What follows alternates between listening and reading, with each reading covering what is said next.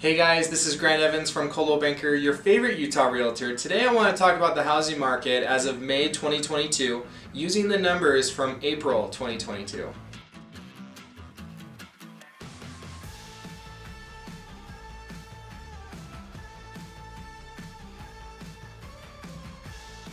A lot of you may be wondering what is going on with the housing market. There's a lot of speculation about a bubble burst or something else. I'm going to tell you what is happening right now in the real estate market and what I think buyers and sellers should do in the coming months, even a year later. I will be using resources from the National Association of Realtors, or NAR, Bigger Pockets podcast, and also the Utah Association of Realtors. Lawrence Yoon is the chief economist for NAR. On May 18th, he stated, "The worst of the housing shortage is ending, but market equilibrium between supply and demand is still some ways off." He continued to explain that market equilibrium, or a balanced market, is still about a year or two away. Everything that is happening is revolved around the supply and demand principle in economics.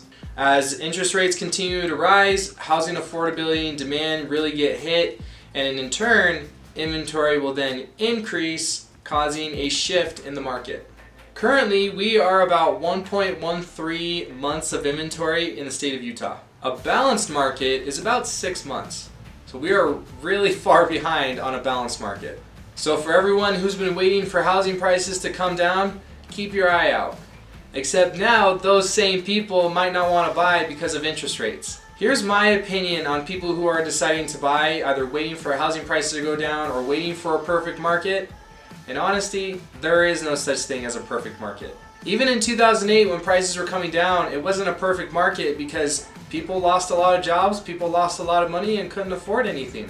In reality, if you really want to buy a piece of property, you will make it happen regardless of the circumstances. I want to show everyone this graphic for new listings. This is from the Utah Association of Realtors. This is across all of Utah.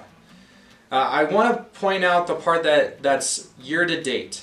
Okay, at this time of 2021, from January until now, the new listings, was at 19,429. Now we've increased inventory by about 2.1% at 19,834, which is not necessarily a market shift, but it is a good indicator that inventory is increasing. Now, if everyone would like a PDF version of all these graphs, I have them. Feel free to contact me and I can email them to you, no problem. This next graph is about pending sales.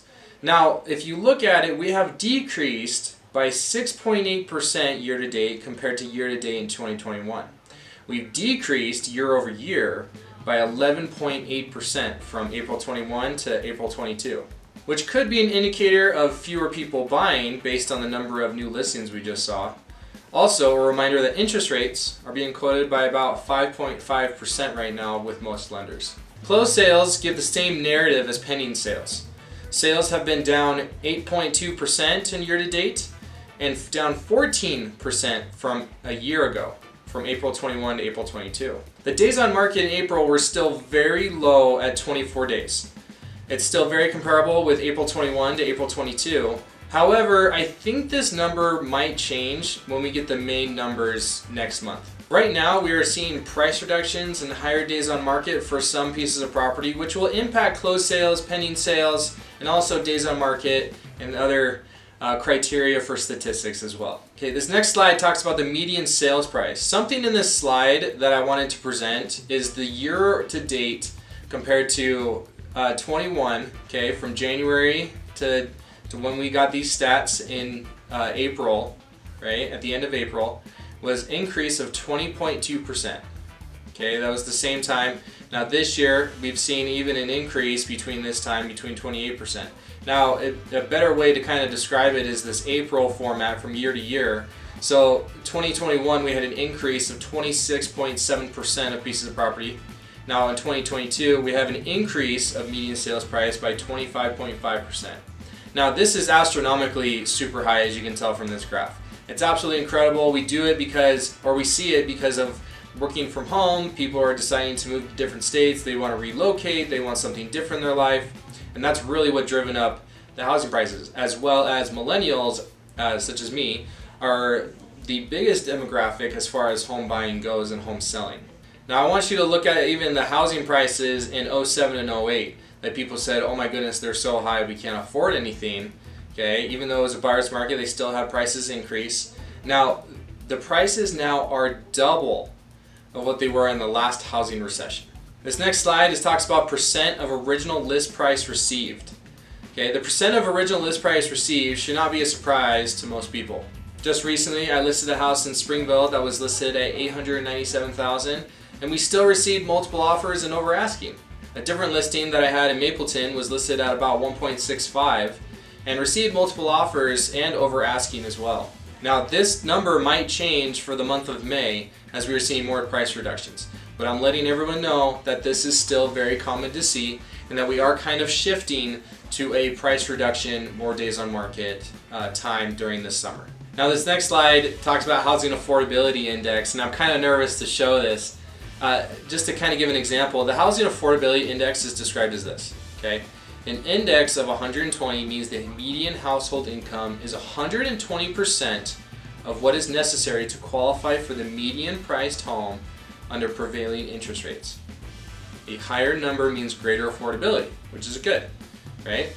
Now you see in 2011 and 2012, we had a really high part of housing affordability index. That's kind of when everybody was recovering from the recession and people were able to afford homes at still a good price. Housing affordability is at its lowest in the last 15 years.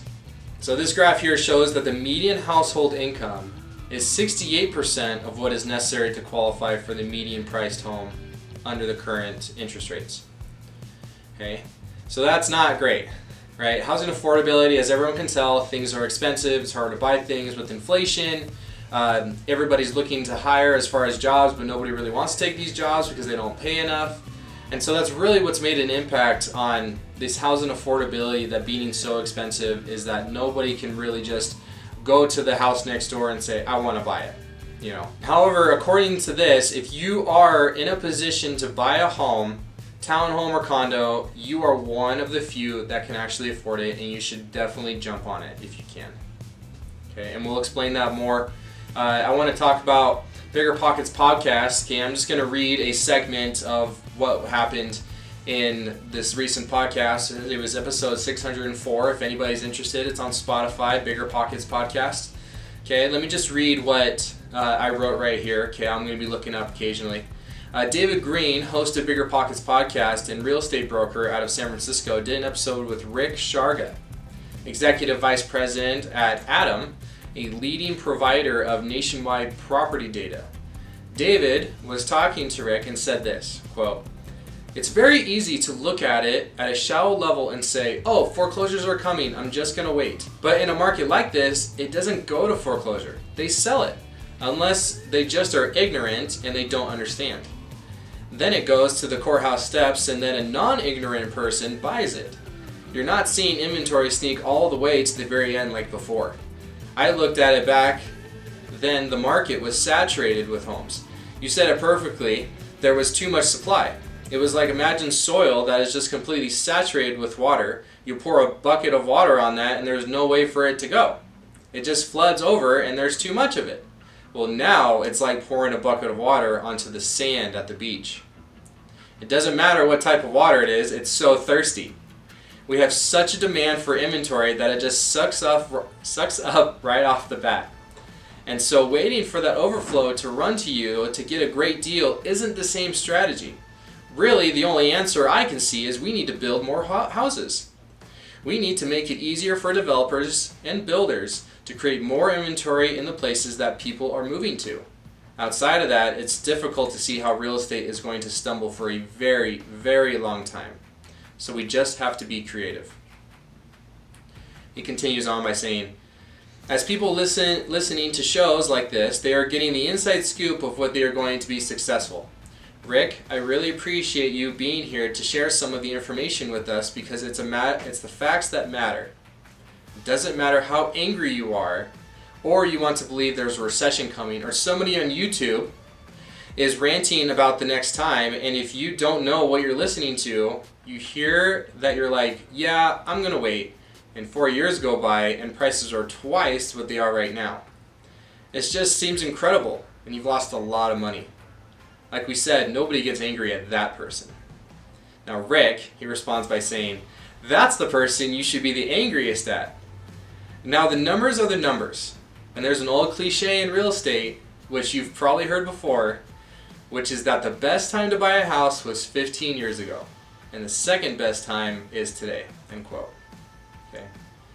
So after all of this information, this is what I think you should do. Continue to buy and sell and live your life. If you're looking to buy your first home, get pre-approved, get a condo if you have to, and build equity.